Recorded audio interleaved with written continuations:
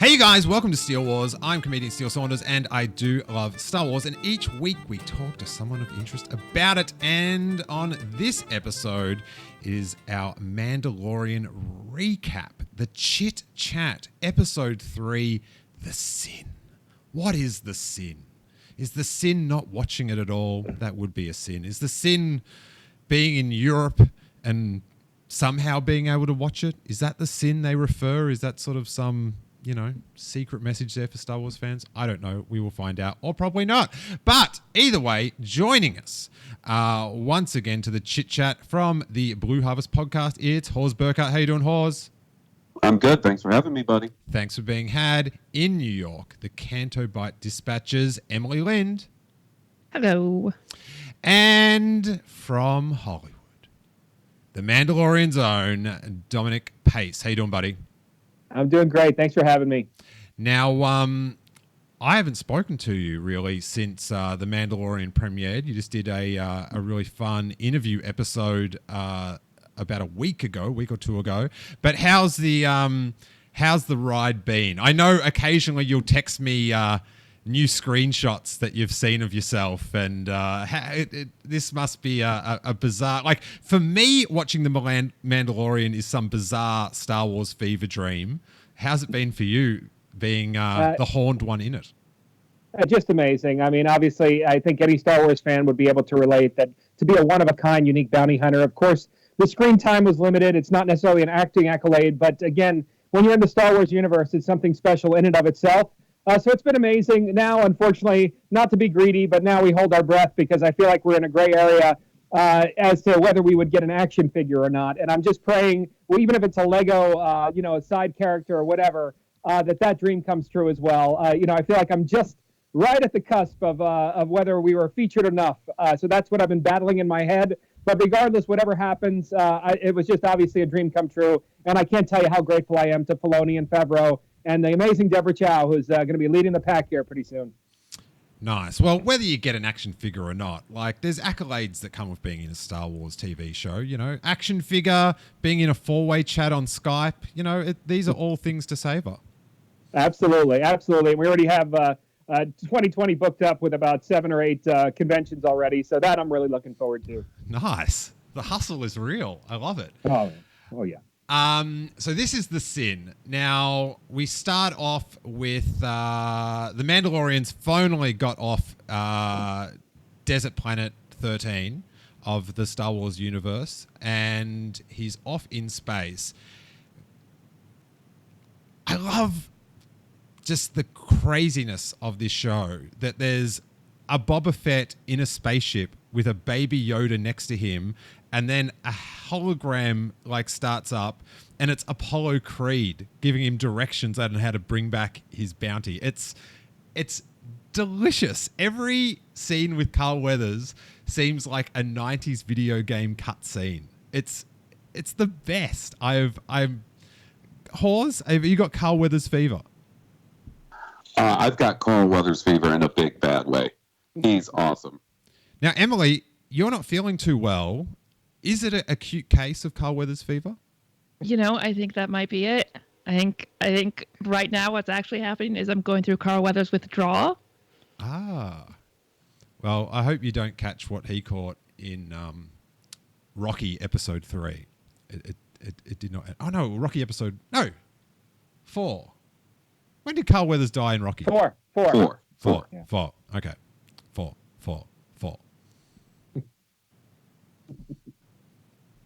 And with that, my boxing childhood was ruined. You like that? Okay. I almost like I could imagine that Carl Weathers' hologram appearing, and instead of saying Mando, saying Dash, sending him off. You're a 90s Star Wars fan, Dom. Do you pine for the days of Dash Rendar? Oh my God, I'm lost here for a second. Dash Rendar. What was that from? Shadows of the Empire. Was that one of the video games? Yeah. Oh, we're outing you as a fake. This has all been a ruse, all this fandom stuff. If you're not rating Dash Rendar. And Hawes, when we talk Dash Rendar, what do we have to mention? The shoulder pads Oh. and the quilted jumpsuit. It's just the best. It's just the best. So the Mandalorian arrives on back on the bounty hunter planet. Do we know the name of that? Anyone? I'm having such trouble keeping up with all these new names. I don't think it's been established yet. No. Okay. And he struts along, and my little Star Wars antenna of nitpickiness, it did flare up. He's got this super valuable bounty, and it just me that he just lets it float like 2 meters behind him. Like, is he that confident? Is his spider senses that powerful that he'll know if something's gonna get him from behind? Is he that confident? Is it against the bounty hunters guild laws? Now it's his; they can't take it off him. Although the Trandoshans tried to. Is anyone else on me on team floating too far behind the Mandalorian, or have I just lost it yet again? Emily, where do you stand? Oh, I don't have Emily's audio. One sec. There we go. Okay. No, it's such a cool looking shot that I'm willing to forgive it. If you need an explanation, you can go. Maybe once you get the bounty back to the planet, then other bounty hunters aren't allowed to interfere. So it's like Bounty Barley. There's rules. Do they have barley in America? Is that a concept for when you play Tiggy or Tag? Do they have barleys? Is that a thing, or am I just making that up? I mean, I guess, I mean, you can go home and that's safe. In Australia, we say barleys. I'm barleys. Barleys. You touch a pole, it's barleys. So. Yeah, there's rules. There's rules depending on who you're playing with. You know, of course, those rules are always broken, but ultimately, yeah, there's rules. And then he drops him off, and you get that tinge of guilt kick in. That little cry, or like whatever Yoda had when he was going through the baby had when he was going from one door to the next. That little kind of shout out to Amando, that got me right in the feels. Yeah, it was such a the same sort of emotion when Padme and Anakin in Revenge of the Sith are looking over the city to each other, and it's just that inevitable bad thing, these needless bad mistakes have been made and something tragic's going to happen. And when little he's actual, I'm not sure if you're over this or not, Dom, but they've the canon name for the baby Yoda is the baby is Yoju. So just stick with that. Okay. Noted. Isn't that right, Emily? Why do you keep doing this, Steele? Why? The grin on your face right now. That's why. I need the baby to have a name just so you can stop calling it Yoju. I did a little bit of behind the scenes action. Emily did DM me quite abusively. Yeah. Because Brittany, her partner on the Cantobite Dispatch podcast, texted her some message saying how cute Yoju was. And she sent me the conversation, and she didn't seem too pleased. Care to elaborate there, Emily? I don't like it when you win.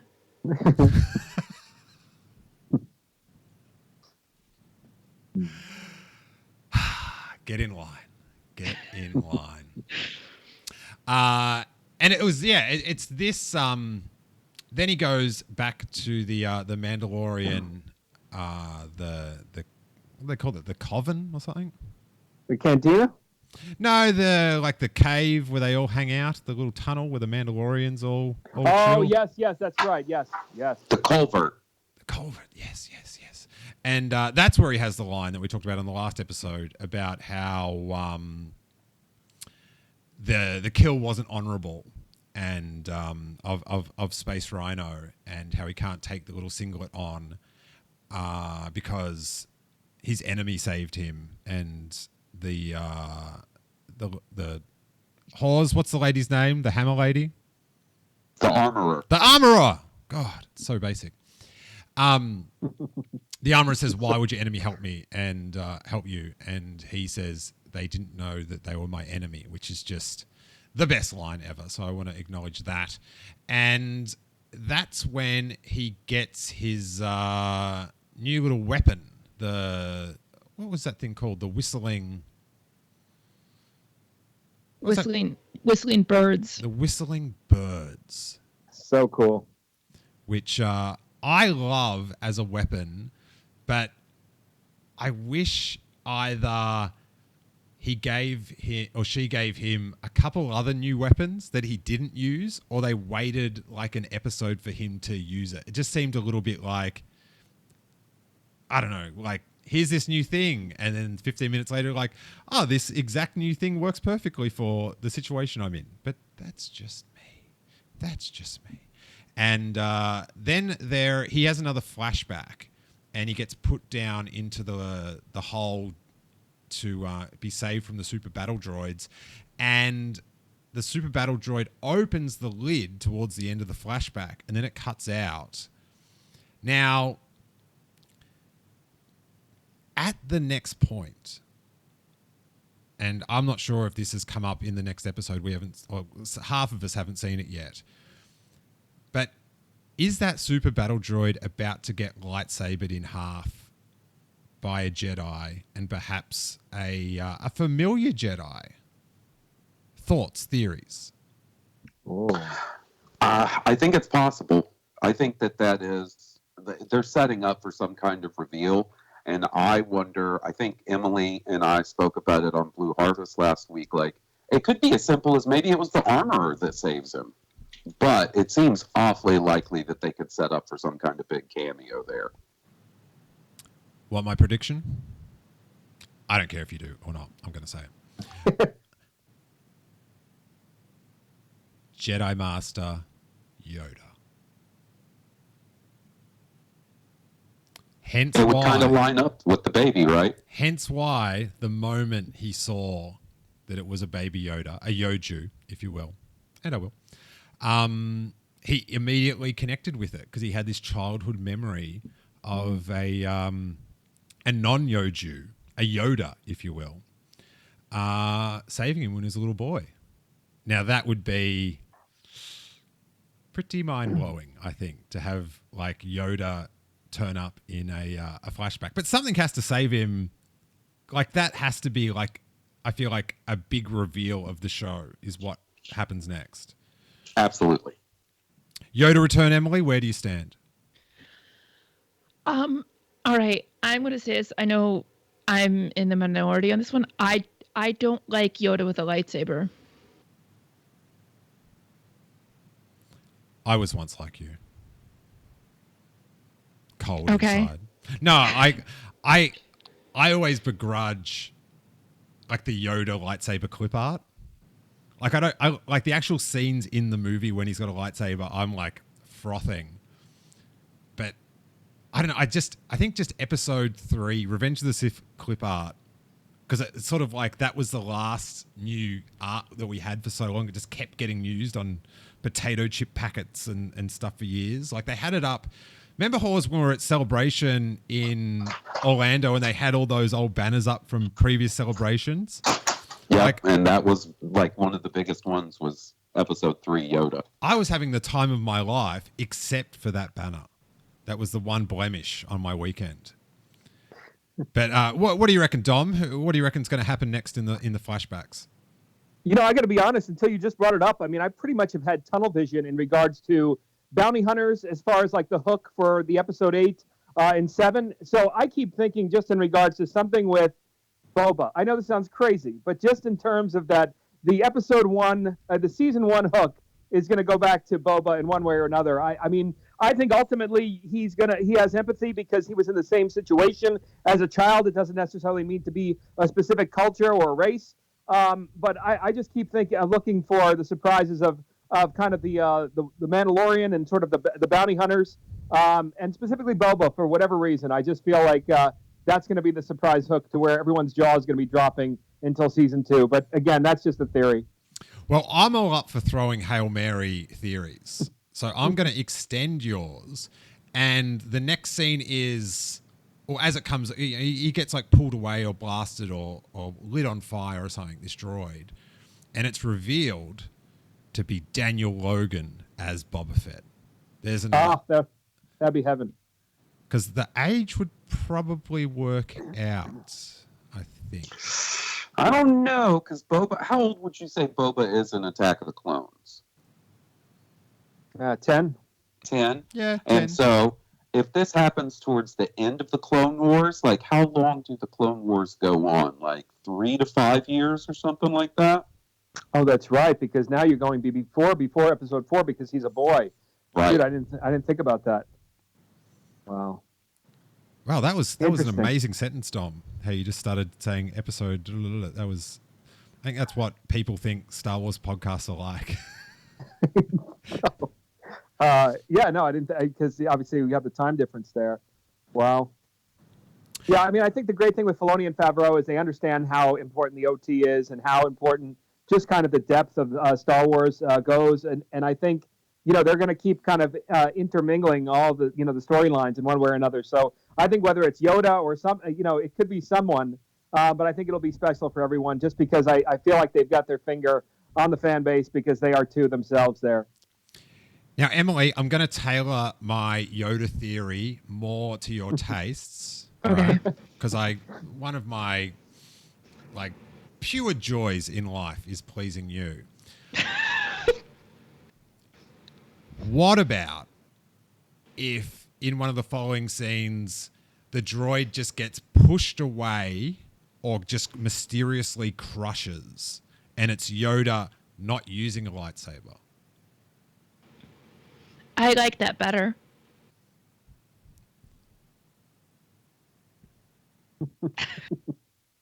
I'm here to please. If you're listening to the podcast, you're missing some very arrogant grinning coming through on the pod. Now, after he drops the baby off, he gives a little cry. It's super sad, and he goes back to see Rocky's own Carl Weathers. And Dominic, they pan around. There we are! We're there! Oh my God! There we are! Mom! I'm on TV! I was thrilled to see that side shot of you. I can't, because it's sort of, I guess without thinking about it, the layperson would just think that when you're going to be in the show and stuff. But you're watching it on Disney Plus, probably at 12:01. Probably even more on point. You're fast forwarding non-bounty hunter bits to get up to yours. But how was it seeing that shot? It was amazing. I'm overall I'm satisfied. There was one, I don't mean to jump forward in terms of the standoff outside that I wish Deborah would have kept and David, but ultimately I can't complain. To be able to flank Carl there and have that one shot at the bar that was perfectly in focus. I again, just as a Star Wars fan, not an actor, it was just beyond words. But again, just overall with the story, I just really am so pleased where it's going. And I love how they sort of captured 99.8% of the audience there and the Star Wars fan base in terms of all kind of coming together with this amazing story there. But having that shot cut out in the battle at the end, does that give you any room to be alive?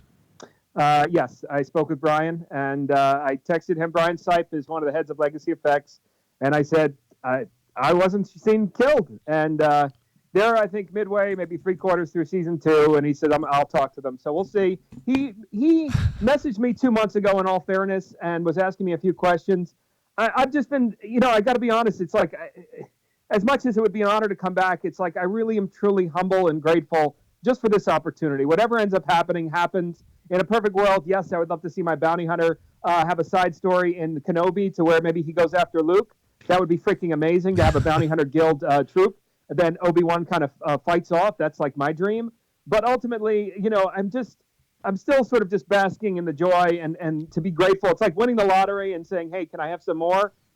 We'll see where it goes. But ultimately, I'm, even if it just ends now, and I'm, just this little side character, and just episode 1 and 3, I can't tell you how grateful I am. Hashtag Gecko lives.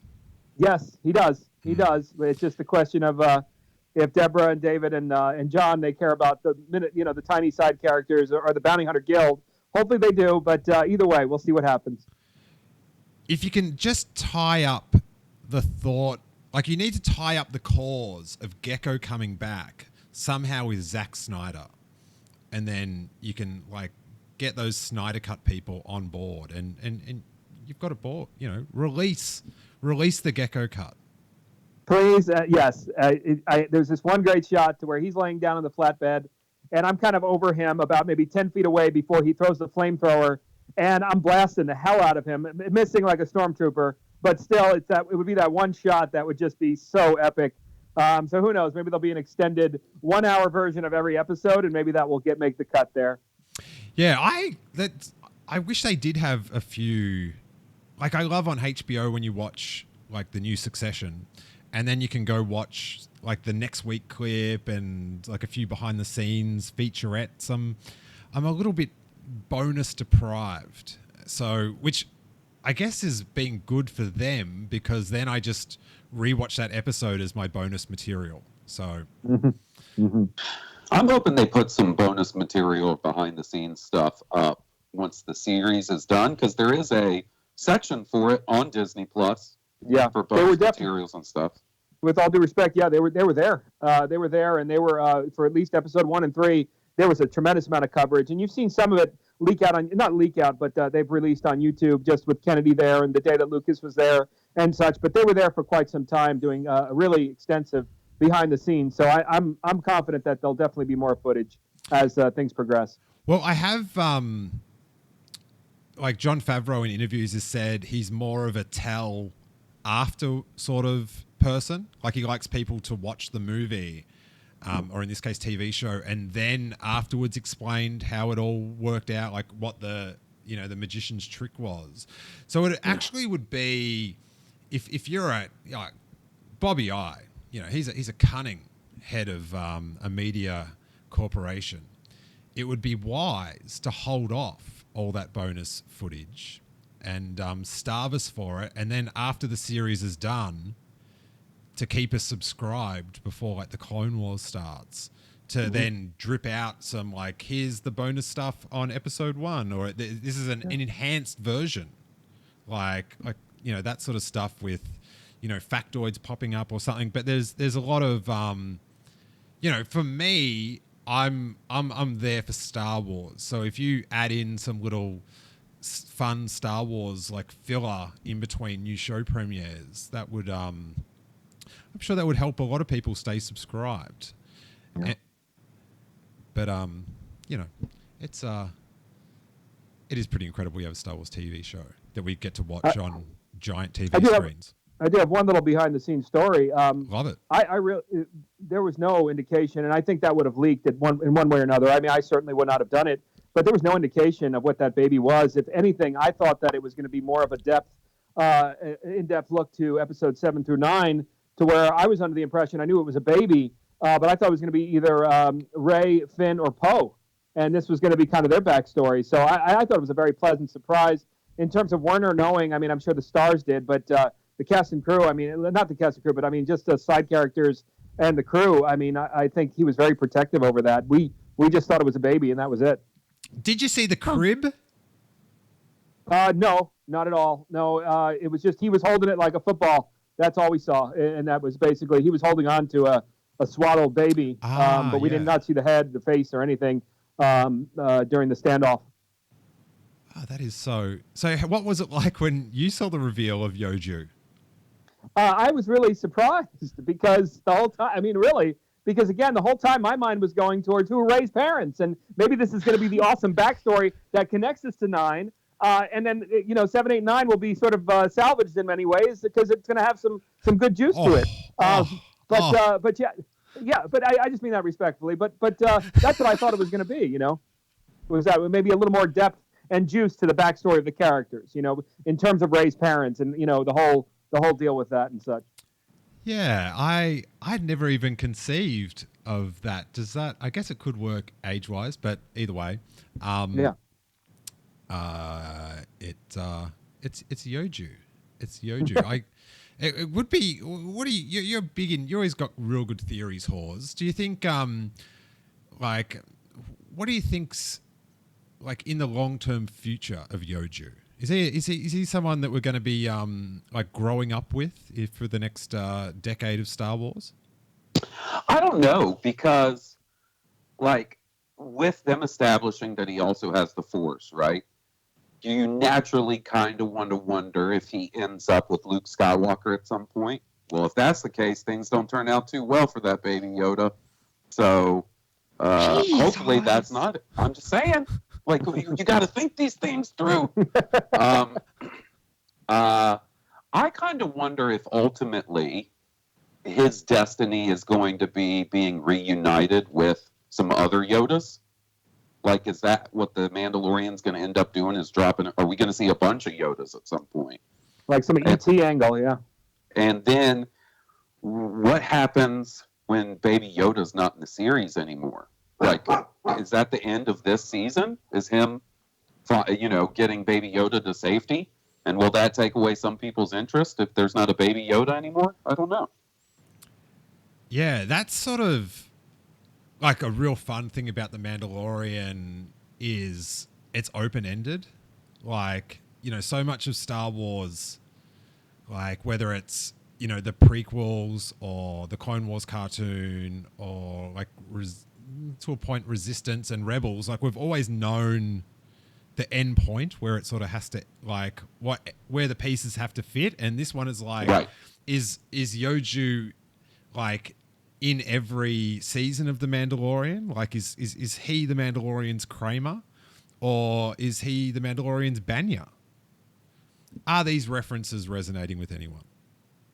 Oh God, it's you lost me. Sorry. Seinfeld. It's a good show. It's Yes. How was it on like set with that whole Carl Weathers scene? I loved the way he compliments the Mandalorian, but kind of yells the compliments out to all you, like, pretty scumbaggy other bounty hunters to let you know how you're underperforming. What was the life on set for that day? Just overall, I mean, I can't say enough about Filoni, Favreau, and Chow. It's not only them, but it's also, I was on a previous podcast just talking about hiring good people, to where it was just effortless from start to finish. The level of professionalism, everyone on set, it was, and I'm not just saying this to be PC. It just really, from start to finish, was just everybody knew where they needed to be. There was no adjustments. There was no confusion in terms of story. I was on a show called True Detective, the second season, to where a lot of people are scurrying around at the last minute trying to figure out which way this is going to go, which way that's going to go. It was just one direct ship where you had everyone on deck, just really at the ready. And it was just as smooth as can be. Carl was there to do his work. I mean, we hobnobbed just a little bit, but ultimately, between Mando and also Carl, it was just really ultimately just the most professional atmosphere that you could ever ask for. Both ADs, the first and second, were both female. That was the first time I saw that, which I think was absolutely outstanding. And also Deborah Chow, again, I mean, what an amazing leader. And just can't say enough good things. It really was smooth. Now, I'm a bit of a, I don't watch things that complicated to pick up, like, different directors and stuff like that. I don't know. I just sort of, it's hard for me to, like, work out what the director does, like, and how the different episodes people notice a difference. But for you, Dom, like, on set with, you had Dave Filoni, then Deborah Chow, like, is there a difference in style, or what makes the difference? Yeah, I believe Chow just had an interview, and I don't know the source, but it was just in regards to her inspiration from doing the coverage of the standoff, and that was very specific to her. I'm not that much of a film buff to know the difference between whether Filoni would have shot it differently or Chow, but I know she was inspired by specific influences throughout her career. I think even some from the Far East that have inspired her in order to give her the decisions that she made for that scene to play out. Tight. Then he has his Oh, do you think we're ever, like when they show that the Mon Cal bounty, is that ever going to get followed up on, or is that just a tangent that's sort of the Battle of Tanab, and it's like a what if? Yeah, I mean, I think that's just such a compliment to Favreau and Filoni for constantly integrating the original trilogy, the Clone Wars, Rebels, etc. And I think we're going to see a lot more of that, which again I think just really piques the interest of the diehard Star Wars fans. Now, so he ends up having his change of heart. He heads back to Werner's place. Now, as a new father, the scene where he finds the crib thrown out just hit me because, like babies are expensive and these things have resale value, right? So the fact they just had no regard for how expensive this baby was to look after. It's like, you got to resell this thing. Get on like Space Craigslist. Space Craig. Yeah. See what he's up to. And as a huge fan of Return of the Jedi, I loved the eyeball coming back, the space padlock. Yes. And then when the Mando rips him out, I was like, oh, that's a bit... Khan, he's just an eyeball doing his eyeball job. What more do you want from him? Now, we might have missed something interesting in Star Wars in the cantina scene. And I'm not sure where I fall on it, but did anybody catch that possibly Carl Weathers dropped a curse word we haven't heard in Star Wars yet? Oh, Ichuta? No, an actual English curse word. Oh, no kidding. Oh, wow, interesting. No. So when the Mandalorian is like, how many of them had tracking fobs? Carl Weathers goes, shit, all of them. And it's not in the subtitles, but that's what it sounds like. And I've gone and listened several times. So wow. I don't know. Maybe it's just me hearing it. I didn't catch it the first time. Somebody on Twitter pointed it out. So we have the first Star Wars bathroom, and we got the first Star Wars curse word. I mean, you're getting your money's worth right there already. This series, and then what about the tractor beam? I heard that was an Easter egg too. I think leaning up against one of the village walls from the garbage chute there from Episode 4. Oh yeah, the like one of the poles that was in the trash compactor. Yes, trash compactor. Yes. The fact that someone thought to put that in and then someone like recognizes it, it's delicious. It's Star Wars. It is pure Star Wars. I also love pure Star Wars is the eyeball gets ripped out and there's a noise and the stormtroopers from the safety of their base, from a very great strategic place to be down that hall, go, oh, let's split up and go outside and look for who made that noise in the dark. They're so dumb. That's why they're stormtroopers. Yes. Like if they were smart enough to stay in the hall, then they'd be smart enough not to end up as stormtroopers. So it just works out perfectly. Is there going to be an upgrade in their mind with the Sith troopers, the red ones? Hopefully, we'll get a little bit. Somebody's actually going to connect on a shot. That'll be amazing in Episode 9. Hopefully not. We haven't talked about this on the podcast, but last night in Star Wars we found out that Warwick Davis is back in the Ewok costume, which yes, Hawes texted me in the middle of my Thanksgiving dinner. This like. Very important that you watch this clip. Have you seen it? And I watched it and I had to excuse myself from the table so I didn't have to explain while I was weeping at the side. So this is something I had missed. Oh, really? No, because I have a bunch of stuff muted now.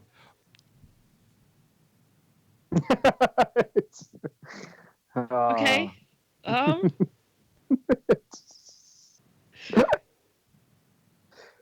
Okay, let's talk about the Mandalorian.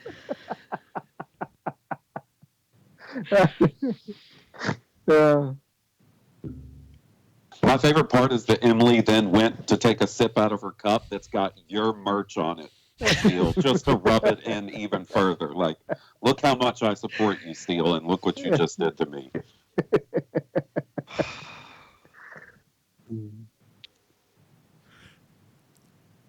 I keep thinking that I can edit it out and somehow it will solve. Edit out of my brain. Yeah, that's how podcast like thought process I am. Sorry, Emily. It's an out there.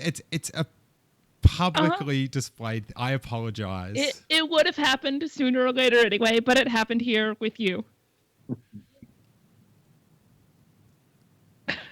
Hey, has anybody seen Boba Fett in anything? They want to break it to me because like we could just keep this going.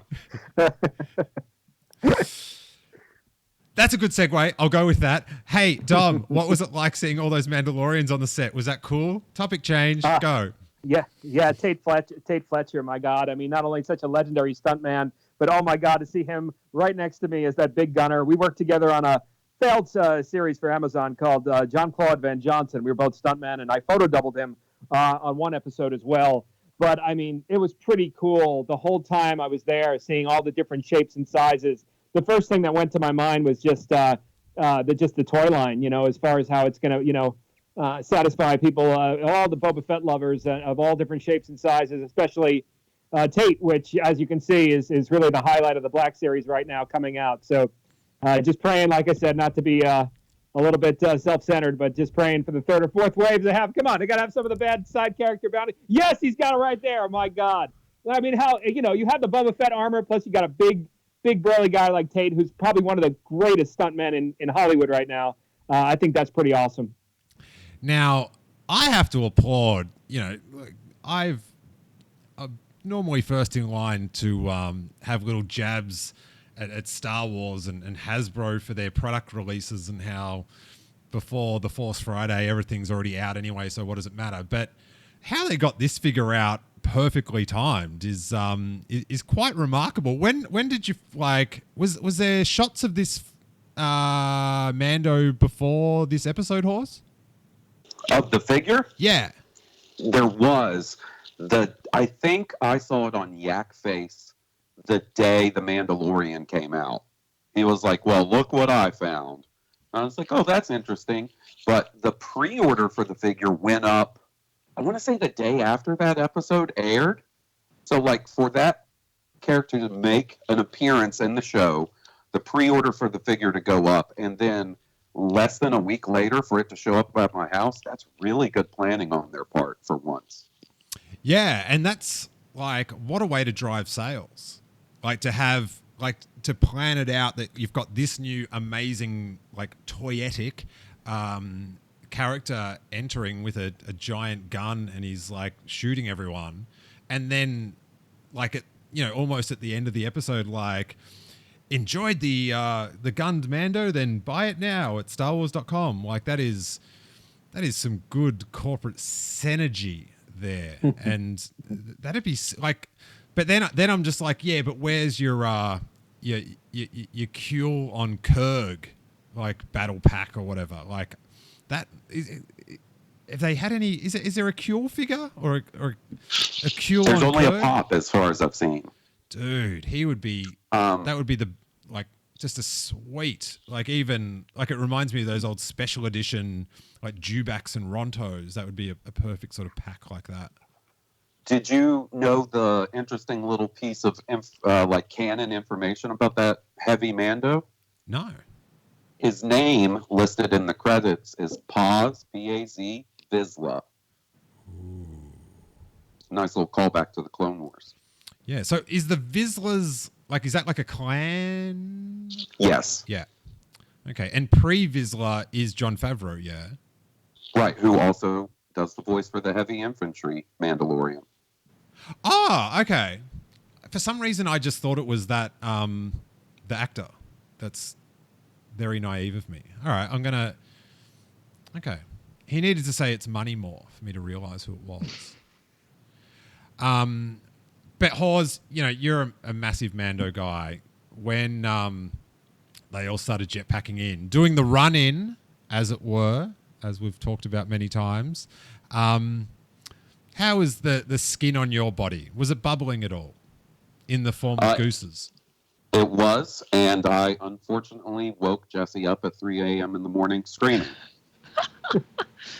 Wicket's in the film. Wicket's in the film. No, the next morning she goes, well, I guess by your reaction, Boba Fett must have shown up in the episode. And I was like, oh, no. Nope, that's not what happened. Almost. It was gecko fever sweeping the nation, all in one big breath. Everyone was freaking out over it. They said, oh, wait, what, people were in the sky? No, what about the guy on the left of Carl? I'm joking. But come on, they got to have a whole play set. They got to have, if you're going to have your diorama, you got to have the guy on Carl's left. That's all I'm going to say. That's all I'm saying. Okay. All right. And then it... that's what I want to know, Dom. It looked like that all took place on the outside set, but you never went to the outside set. So was it... Like, how does that work? That whole spaceship was a drape. It was the village on the inside. The dirt was black, which threw me because, we felt like we were in the cantina, like maybe Tatooine, but the dirt was black. Obviously, I felt like it signified a different planet, but all it was up was the village itself and the cobblestone, half, cobblestone, half kind of black ground. And then there was an entire big, huge green curtain around us all. So that whole spaceship was all CGI'd. One of the things that really will trip you out, if you go back into Werner Herzog's office, the first day that I had a screen test, that whole office behind him, even the wall, even the window looks so real. And that right there is the LED technology. All of that, my eyesight is perfect. And literally, I was sitting there like about 20, 25 feet away, just staring at it because I could not believe how crystal clear it was. But that whole thing behind him is the wall. But yeah, it was pretty much similar within that soundstage as well. This other soundstage that was larger that we were at Manhattan Beach Studios, but that was all indoors. That was not nighttime, any of that. It's just amazing what they can do with technology. Amazing. The fact that his office is fake, I'm sure. Isn't that something? That's why I literally. But what really was confusing was the depth.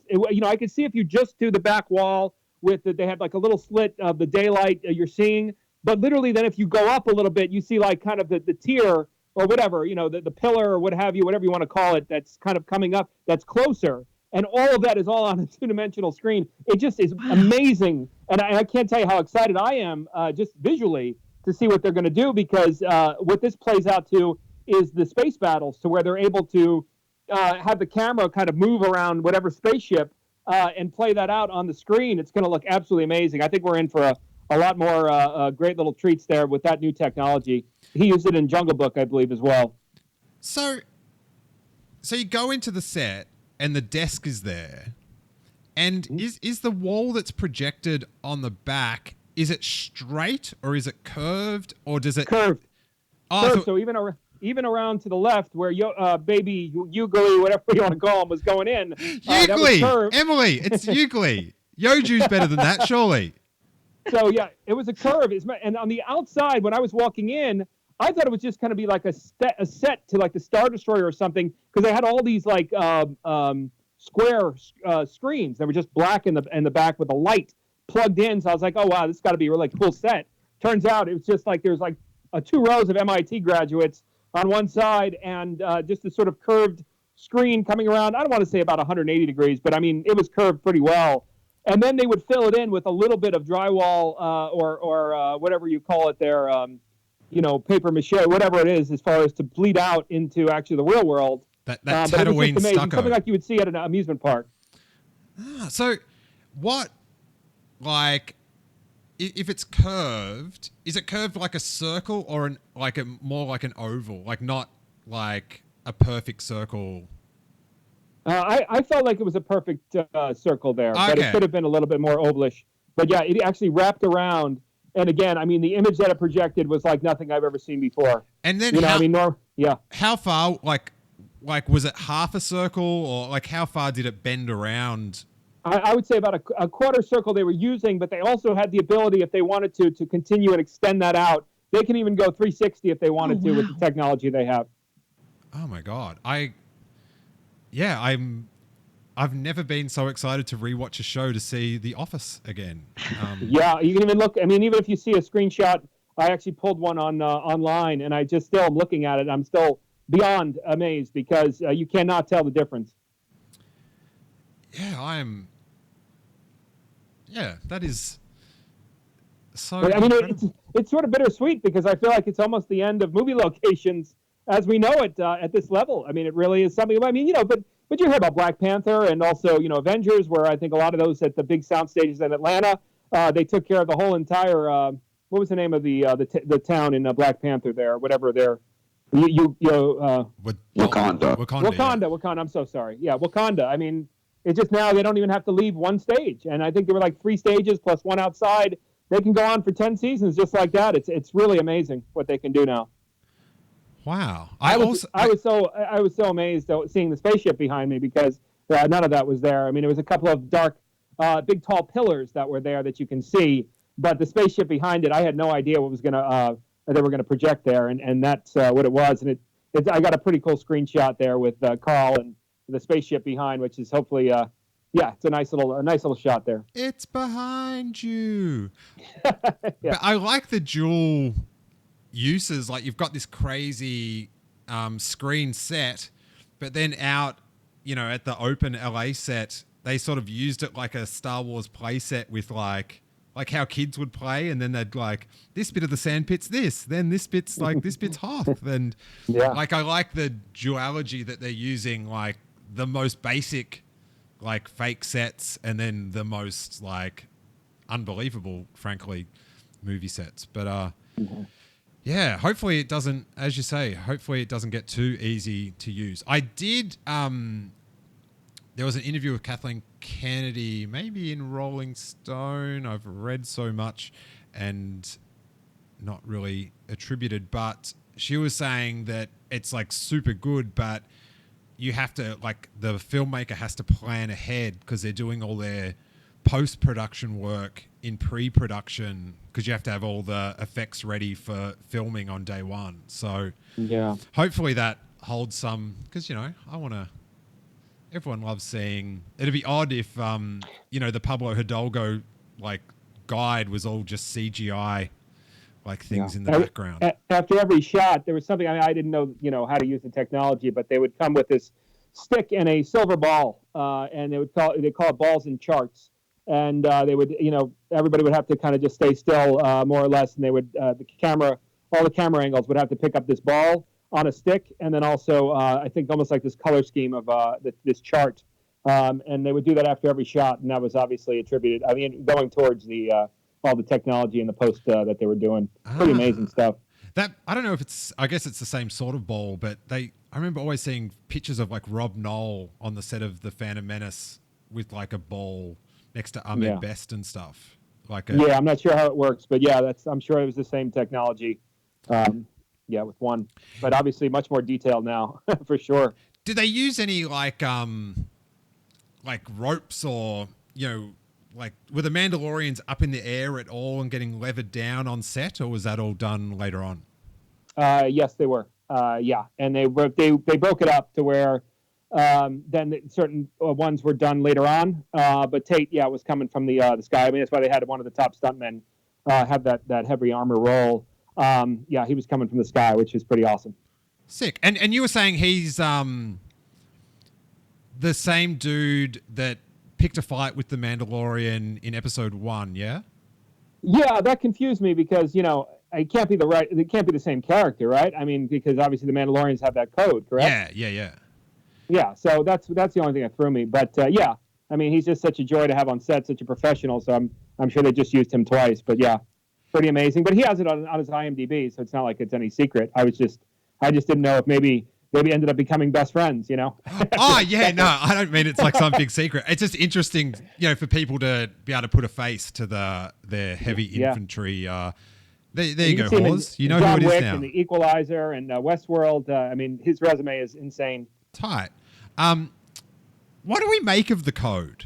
Like, this seems, from my Star Wars knowledge, along with This Is the Way, this is sort of like a new thing introduced into Mandalorian culture. And like, Hawes, you're the Mando guy. Is this like this sect of Mandalorians that are going by this, or is something happen during the purge that led them to not want to take their masks off or have this honor of keeping your mask on? Yeah, it's kind of confusing, right? Because in Clone Wars and Rebels, we see nothing but Mandalorians taking their helmets off. Yeah, and no one knows that more than everybody.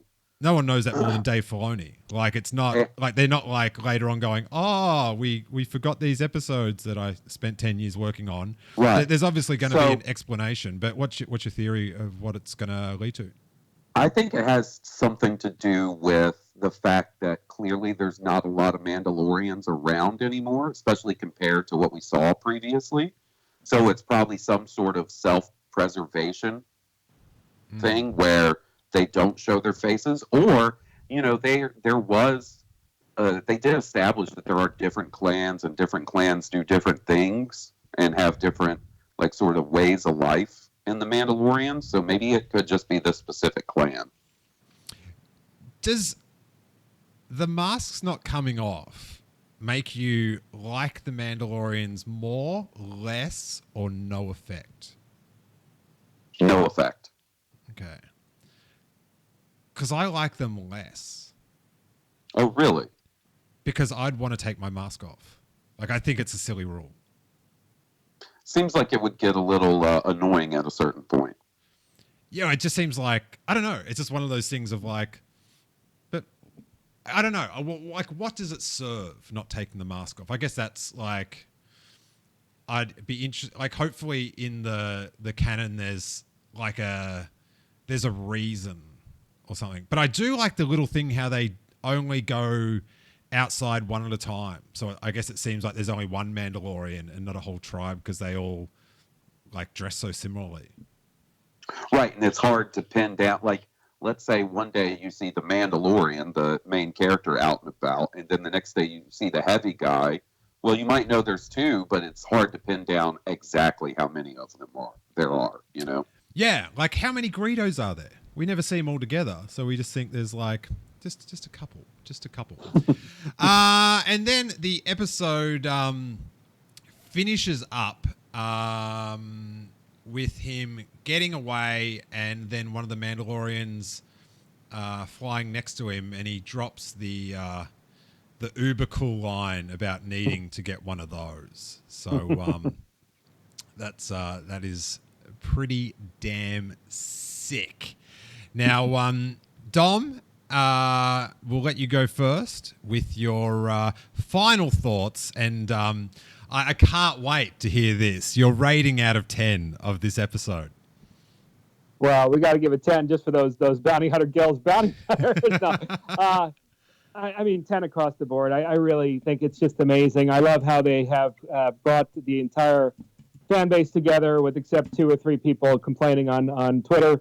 I really just love the fact that they're not only going to, again, intertwine the OT stuff and the Clone Wars stuff, and I mean, just the beautiful, long-lasting history of the Star Wars lore, and also combine it with some level of depth, I think, with this character. And the fact that it is a baby Yoji or what have you, you're going to go into the depth of mythology. Yoji. And I think that's what makes Star Wars very special, is really you have an amazing... you have just an amazing amount of options in terms of where the storyline can go in depth. And I think that's the key to making Star Wars successful, is the depth of mythology, the depth of characters, and also the difference between light and good. And I think it's nice that it's sort of kid-friendly, and also I think that the old fan base is also completely 100% on board. Yeah, it's I find it so exciting that so much of the preview clips were from those episodes, and like there's only a handful I can think of that we're yet to have seen. So it's so cool that it's open-ended and we just have no idea what's really going to go down.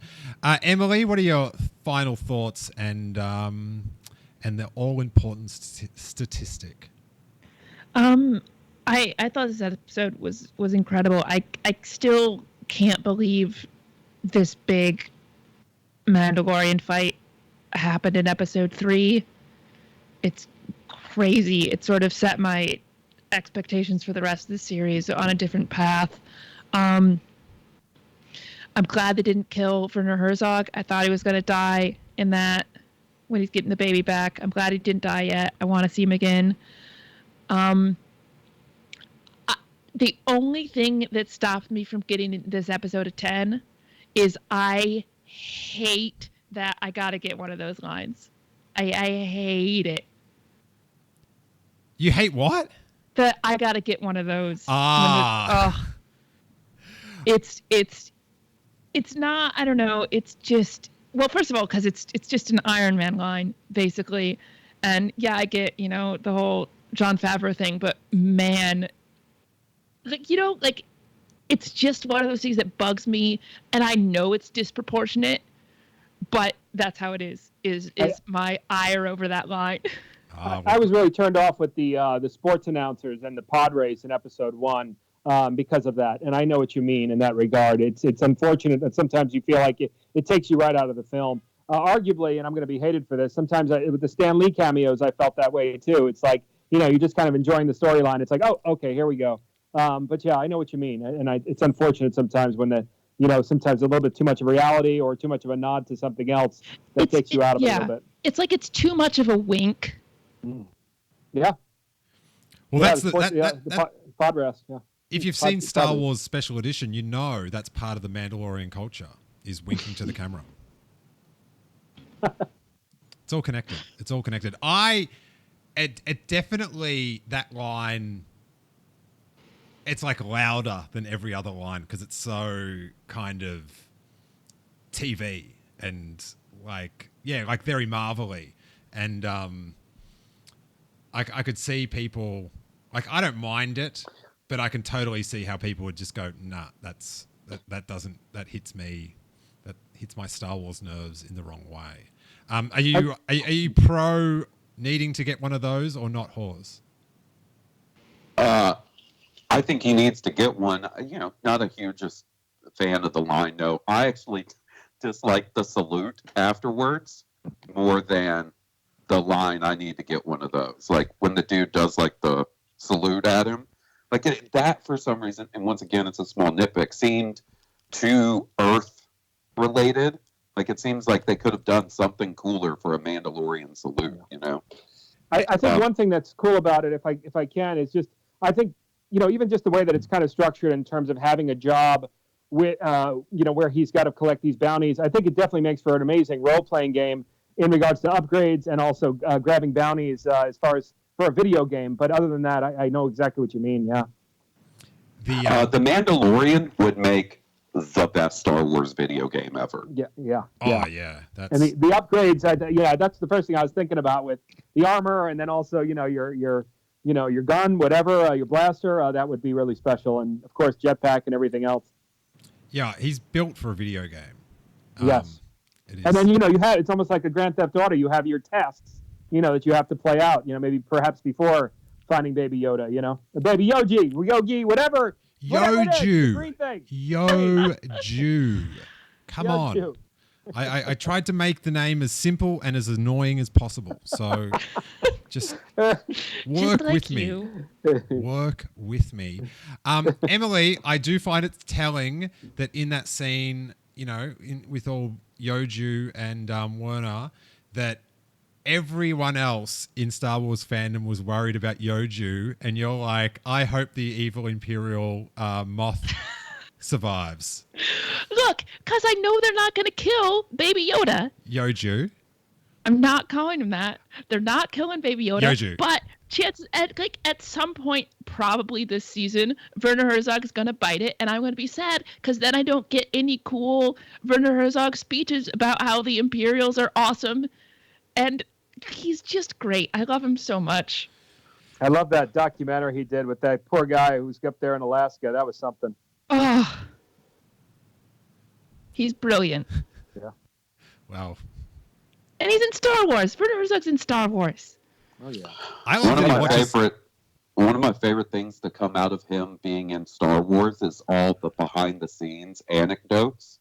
And one came out this week that I sent to Emily where they were talking about him interacting with the Baby Yoda puppet on set, and they went to take it away, and he said, "You're cowards. Leave it." Yeah, because they were going to take it away because they wanted to like have some shots that they could do. Yeah. If they were going to make him digital. And he's like, he called them cowards. That is awesome. Didn't he like drag his cast and crew in the Amazon like for like months and months at one of his original? Yeah, right. And they just put them through hell, he's crazy. right? He's crazy. He's also like allegedly held a gun on one of his actors. He's nuts. An alleged gun. It happens. Sometimes we got to do it, you know? Oh, man. That is the fact that they had to film the backup in case they had to CGI it and he called them cowards. That is... Well, Deborah Cho also in one of her interviews was saying that Werner started talking to the Yoda puppet like it was a real child. Wow. And he apparently loves it, and that delights me. Well, we can save them both. Emily, you said that you couldn't give it a 10 because of that line. So what do you give it? It's like 9.95. 9-point backpack.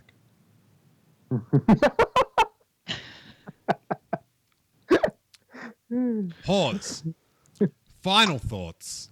Your Jessie, she woke in because of your joy. Final thoughts. I give it a 10. It is something I never thought I would actually see. It's the kind of like Mandalorian fan fiction I had swimming around in my head, and I'd be like, yeah, that's never going to happen. Oh, well. It felt like a season finale instead of just the third episode of a series. And I loved it. It is one of my favorite Star Wars things ever, that episode. It was when, like, I'm not like a full Mando person. You know, people like really love the Mandalorian culture. I think it's pretty rad. But when they were all flying around, I was like, that's pretty sick. But then I was just like thinking of like you and like Sal and that just like frothing on the ground in front of their TVs. It just made me giddy with, for people that have been, cosplaying as Mandos for all these years to get that in a live action thing. It did feel like a bit of a season finale, which I'm going to give it, and I have to leave room for something. Like they have to top it. This is only episode 3. We haven't even they don't. We haven't even got Gus Fring yet in the show. I want 3 to stand out all the way through 8. All right, fine. They're never topping this. And Gina Carano and stuff. Like we've still got all that to enjoy. I'm going to go with a 9, which is my highest score yet, I think. I can't remember what I gave the first episode. I believe it is. Okay, nice. I think I was 8.5. But just some, fun to nitpick, but overall it's like, how does this exist? How, like, this is a bizarre future where we all sit in our homes independently and on these thin TVs get like Mandalorian stories. It's I love the future. It's awesome. Dominic, where can we find you on the internet, and where can the good people follow you? Thanks so much for being on the show. Absolutely. It's Dominic Pace on Twitter, Instagram, and Facebook. I'm proud to announce I'm doing a lot of work with the 501st now in terms of donating signed photos to go towards their charities all over the country, all over the world, and really look forward to touring the conventions and seeing a lot of the Star Wars fan base throughout the country, and hopefully the side character will become one of those legendary bounty hunters. We'll see what the future has in store. Nice. Now, I'm not sure who the competitors are, but I feel like you may have recorded the most Star Wars podcasts in the shortest period in the history of Star Wars fandom. How many do you think you've done? Man. I mean, look, I think every Star Wars fan would understand, and especially if you were to combine that with being an actor and, all the PR angles that I've had with my fingertips with previous shows. I would say maybe about 20 to 25. I was really passionate in trying to get this character off the ground, and I think we've done a pretty good job with it for many positive reasons that will be coming henceforth. But yeah, about 20, 25. I love Star Wars. I love talking to the fan base. I'm one of the fans. So it hasn't really been a number. It's been just a joy to speak with so many and give them an opportunity to shine as well there. So it's been a privilege the past month. 25 or so. Yeah, you sort of think like if that happened to me and I somehow got a bit part like a behind the scenes thing or was a tree or anything in Star Wars. A tree. Well, now I've lost my chance to be a tree now because of that bloody screen. So thanks technology. The future sucks. Down with the future. I want to be a Star Wars tree. But yeah, I feel like I would have tackled it with the same joyous exuberance as you and just like, let's just talk about this. This is the best thing ever. So it's cool to see a true, like, a sort of a one of us, sort of dancing that line between being on the streaming service and on the four-way Skype chat. How the mighty have fallen. Emily, how do we find you and your very recommended podcast? My podcast is called the Cantobite Dispatch. I do that with my friend Brittany Brown. We have releases every Friday at midnight. That's a lot of fun. Not safe for work, but we enjoy ourselves. And you can find it on Twitter and Instagram at Cantobite Pod, and I am on Twitter and Instagram at EF Lind. And it has the rare honor of the only Star Wars podcast that I listen to that makes me blush. Oh, I love making you uncomfortable. Sometimes I'm just like, oh, this is a bit hot and heavy for me. It's like, come on, Brittany, steer it off. Talk about Disneyland. Come on. But yeah, awesome fun to listen to. Hawes. Yes, sir. You can find me on Blue Harvest every Saturday with my buddy Will. That's a podcast. And you can find me on Rogue One with Johnny and Michael Pappas. That's also something you could listen to. And you can find me at Blue Harvest Pod on Twitter. Excellent. And you can also hear us together on our dual Patreon bonus show, Star Wars Year by Podcast, where we go through Star Wars history, and we've just gotten up to the end of 1977, which was quite a eventful year in Star Wars. Indeed. So that's super fun, and you can hear that for $3 a month, along with all the other bonus content on either of our patrons. You can listen to them on both. One in each ear and get your total value for money. You can follow me at Steele Wars. If you enjoy the show, give us a share and leave a comment or a thumbs up if you're on YouTube, or a sweet 5-star review on the iTunes. That's what it's called. I was going to say on the podcast, but the podcast on the iTunes. Thanks so much, you guys, and may that force be with you.